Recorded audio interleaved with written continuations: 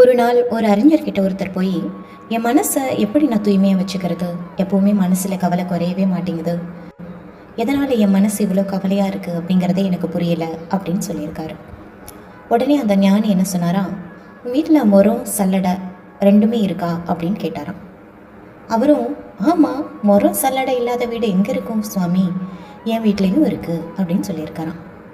முரமும் சல்லடையும் தேவையானதையும் தேவையற்றதையும் தனித்தனியாக பிரிக்கக்கூடியது. ஆனால் மரம் என்ன பண்ணும், தேவையற்றதை வெளியே தள்ளிட்டு தேவையானதை மட்டும் உள்ளே வச்சுக்கும். சல்லடை தேவையானதை வெளியே தள்ளிட்டு தேவையற்றதை மட்டும் தனக்குள்ளே வச்சுக்கும். இப்போ நீ நினச்சி பாரு, உன் மனசை நீ மரமாக வச்சுக்க போறியா இல்லை சல்லடையாக வச்சுக்க போறியா அப்படின்னு கேட்டாராம். அப்போ தான் அவருக்கு தெளிவு பிறந்ததான்.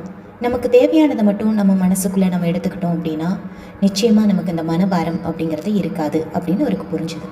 அதனால் எப்போவுமே நல்லதையே மனதில் நினச்சோம்